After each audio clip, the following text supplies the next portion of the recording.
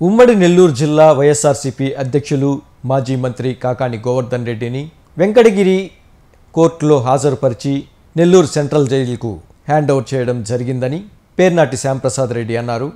ఆయన మీడియాతో మాట్లాడారు. ఈ సందర్భంగా ఆయన మాట్లాడుతూ రుస్తూం మైన్స్ కేసుకు సంబంధించి తనను A1 ముద్దాయిగా చేర్చారని, కాకాని గోవర్ధన్ రెడ్డిని A4 ముద్దాయిగా చేర్చినప్పటికీ తమకు బెయిల్ వచ్చే నాటికి ఎఫ్ఐఆర్లో లేని కొన్ని అసత్య ఆరోపణలను పొందుపరిచారని, కాకానిపై అట్రాసిటీ కేసును ఎక్స్ట్రాగా పెట్టారని, దీనివల్లే కాకానికి బెయిలు రాలేదని, కూటమి ప్రభుత్వం వచ్చి 11 నెలలు కావస్తున్నా ఈ 11 నెలలలో వైఎస్ఆర్సీపీ నాయకులపై కేసులు పెట్టడం, రెడ్ బుక్ రాజ్యాంగాన్ని పాటించడం తప్ప చేసింది ఏమీ లేదని ఆయన మండిపడ్డారు. ఈరోజు మాజీ మంత్రి వైఎస్ఆర్ కాంగ్రెస్ పార్టీ జిల్లా అధ్యక్షులు సోదరులు శ్రీ కాకాని గోవర్ధన్ రెడ్డి గారిని అరెస్ట్ చేసి వెంకటగిరి మ్యాజిస్ట్రేట్ ముందు ఆయన్ని తీసుకెళ్ళి, అదేవిధంగా ఈరోజు నెల్లూరు సెంట్రల్ జైల్లో తీసుకొచ్చి అక్కడికి హ్యాండ్ ఓవర్ చేయడం జరిగింది. అంటే మొట్టమొదటి నుంచి కూడా ఈరోజు ఏదైతే అధికార పార్టీ నాయకులు ఉన్నారో, రెడ్ బుక్ రాజ్యాంగాన్ని మేము అధికారంలోకి వస్తే ఖచ్చితంగా వాటిని ఇంప్లిమెంట్ చేస్తామని చెప్పి వాళ్ళు ప్రతిపక్షంలో ఉన్నప్పుడు ఎన్నికల ప్రచారాల్లో అనేక సభల్లో చెప్పడం జరిగింది.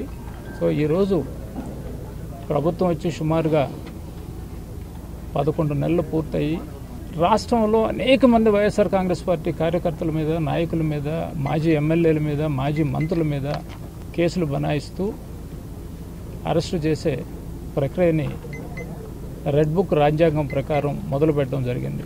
ఈరోజు ఏదైతే పొదలకూరు మండలంకి సంబంధించి రుస్తూం మైన్కి సంబంధించి కేసులో నిందితులుగా నన్ను A1గా చేర్చడం జరిగింది. అదేవిధంగా గోవర్ధన్ రెడ్డి గారిని A4గా చేర్చడం జరిగింది. పొదలకూరు మండలానికి సంబంధించి, రుస్తూం మైన్కి సంబంధించి మీకు అందరికీ తెలుసు, అనేక సందర్భాల్లో మీడియా ముందుకు రావడం జరిగింది. ఆ మైన్కి సంబంధించి ఎవరైతే కంప్లైంట్దారులు ఉన్నారో అతనికి 2016లోనే మైన్కి సంబంధించిన హక్కులు పూర్తిగా కోల్పోయినారు.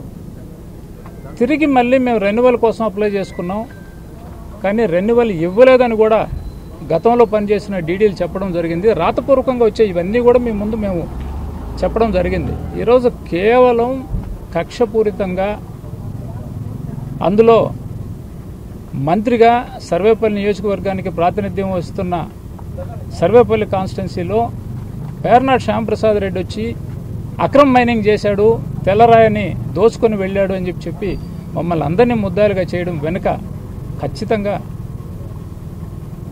ఇది రాజకీయ కుట్రగానే మేము భావిస్తున్నాం. ఇంకొక ప్రశ్న అడిగారు, మీకు ఎలా వచ్చింది, మరి గోవర్ధన్ అన్నకి ఎందుకు బెయిల్ ఇవ్వలేదు అని అన్నారు.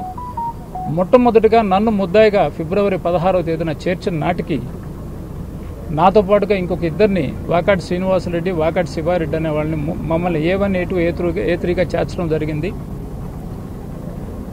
ఆ రోజుకి SC, ST అట్రాసిటీ కేసు కానీ, లేదా ఆ రోజుకి జెలటిన్ స్టిక్స్ దొరికాయనో, లేదనుకుంటే పేలుడు పదార్థాలు అక్కడ ఉన్నట్లుగా మమ్మల్ని ఎఫ్ఐఆర్లో చేర్చే రోజుకి పొందుపరచలేదు. కాబట్టి హైకోర్టుకు వెళ్ళాం. హైకోర్టులో ఒక రిలీఫ్ దొరికింది మాకు.